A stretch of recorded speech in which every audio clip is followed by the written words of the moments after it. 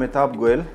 आज आपको अपेंडिक्स के बारे में बताऊंगी। अपेंडिक्स होता क्या है। एक अपेंडिक्स छोटा सा ऑर्गन है जो बड़ी आंत और छोटी आंत के जंक्शन के बीच पाया जाता है।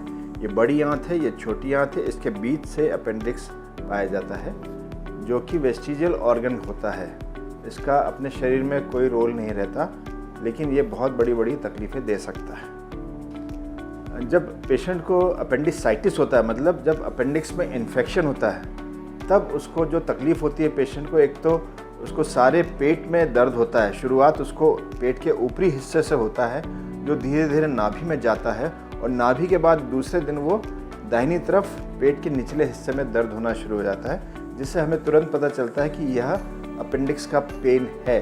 अपेंडिक्स सब मरीजों में होता है, सब आदमियों में, सभी लोगों में होता है, लेकिन अपेंडिसाइटिस उसी को होती है जिसमें उसमें इन्फेक्शन होता है। तो इस तरह से वो इन तकलीफ़ को लेके आता है। साथ में उसको उल्टियाँ हो सकती हैं, पेट में इतना अथाह पेन होता है कि वो गोल गोल घूम जाता है। तकलीफ़ इतनी होती है कि उसको दर्द का इंजेक्शन लेना पड़ता है, पेट फूल सकता है, बुखार भी आ सकता है। बहुत लोगों की ये क्वेरी होती है, बहुत लोग ये प्रश्न पूछते हैं हमसे कि हम अपेंडिसाइटिस हमको हो गई है, क्या इसका इलाज दवाइयों से हो सकता है? हाँ, अगर मरीज़ हमारे पास शुरुआती तौर पे आ जाए, या उसको बहुत ज़्यादा दर्द ना हो, या उसको जो भी चीज़ अब सूजन हो रही है वो इतनी ख़राब नहीं हो कि वो फूट सके, तो उसे तुरंत दवाइयों से और भर्ती करके नसों में इंजेक्शन या एंटीबायोटिक देके उसको दबाया जा सकता है शुरुआती केस में। लेकिन अगर वो बहुत सीवियर इन्फेक्शन है, या पूरी अपेंडिक्स के ल्यूमेन को, या जो अंदर जगह होती है,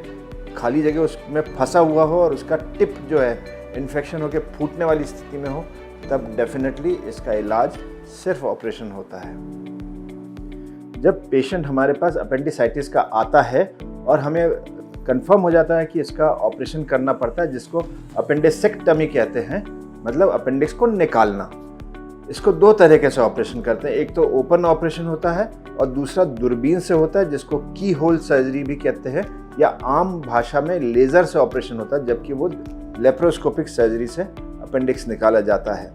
आजकल प्रायतः सभी लोग दूरबीन से ही अपेंडिक्स का ऑपरेशन करते हैं, और ओपन सर्जरी तब होती है जब या तो उसमें मवाद पड़ जाए या वो बहुत ज़ोर से चिपक जाए, तब उसका ओपन होता है।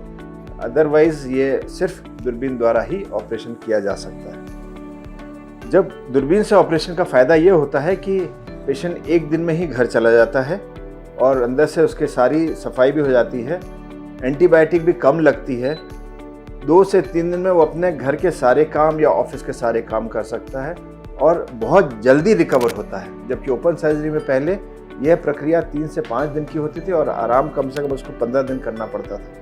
इसलिए दूरबीन पद्धति से ये ऑपरेशन आजकल बहुत ज़्यादा सेफ और बहुत ज़्यादा कॉमन और बहुत ज़्यादा प्रचलित हो गई है। अगर अपेंडिसाइटिस के पेशेंट को, जिसको अपेंडिक्स का इन्फेक्शन हो, अगर उसको कार्डियक प्रॉब्लम हो, जिसमें हार्ट की क्षमता कम हो या ब्लड प्रेशर बहुत ज़्यादा हो, उसमें भी हम दूरबीन द्वारा ऑपरेशन कर सकते हैं, जिसमें हमें ध्यान रखना पड़ता है कि पेट के अंदर का प्रेशर थोड़ा कम रखें, ताकि ऊपर हार्ट पे ज़्यादा अफेक्ट ना पड़े। फिर भी ज़्यादा अफेक्ट इसलिए नहीं पड़ता है क्योंकि पेट में निचले हिस्से में हमको दूरबीन से ऑपरेशन करना पड़ता है। लेकिन हार्ट के पेशेंट्स को भी हम दूरबीन द्वारा ऑपरेशन कर सकते हैं, लेकिन उसकी सारी सहूलियत हम रखते हुए हम उसका ऑपरेशन करते हैं। अगर पेशेंट को डायबिटीज़ हो, तो हम उसको एडवाइस करते हैं कि वो दवाइयों से इलाज ना कराएं, सीधे ऑपरेशन के लिए जाएं, क्योंकि डायबिटीज़ में अपेंडिक्स का फूटना बहुत ज़्यादा कॉमन हो जाता है, बहुत जल्दी और बहुत तेज़ी से फूटता है। क्योंकि अपेंडिक्स में जैसे खून की नस हार्ट की ब्लॉक होती है, वैसे अपेंडिक्स के पास की खून की नस भी ब्लॉक हो सकती है, और अपेंडिक्स का जो टिप होता है, ऊपर का सिरा होता है, वो फूटने की ज़्यादा चांसेस रहती हैं। तो इसमें भी दूरबीन द्वारा ऑपरेशन बहुत अच्छा रहता है, क्योंकि चीरा लगा के करेंगे तो उसमें इन्फेक्शन के चांसेस ज़्यादा होते हैं, जबकि दूरबीन में इन्फेक्शन के चांसेस कम हो जाते हैं। अगर पेशेंट अपेंडिसाइटिस का हमारे पास आता है और उसको डायबिटीज़ है, और या वो शुगर बहुत ज़्यादा है, जिसका HbA1c भी बहुत ज़्यादा है, उसका भी हम ऑपरेशन जितनी जल्दी से जल्दी हो सके उसको हम करवा सकते हैं। क्योंकि क्या है, अगर अपेंडिक्स नहीं समय पे निकाली जाए तो उसके फूटने के और फूटने के बाद शरीर में पस के फैलने के चांसेस बहुत ज़्यादा हो जाते हैं। और डायबिटीज़ होने के कारण यह इन्फेक्शन बहुत तेज़ी से शरीर में या पेट के अंदर बहुत तेज़ी से फैलता है। हम इसका ज़रूर ध्यान रखते हैं कि ऑपरेशन के पहले और ऑपरेशन बाद डायबिटीज़ के कोई फिजिशियन उनको देखते रहते हैं ताकि उसको इंसुलिन से उनका शुगर सब चीज़ कंट्रोल में रख सके। इससे पेशेंट के इवन जो की होल सर्जरी होती है, छोटी छोटी जिसकी ओपनिंग होती है या छोटे छोटे छेद होते हैं, उसमें भी इन्फेक्शन नहीं हो सकता है।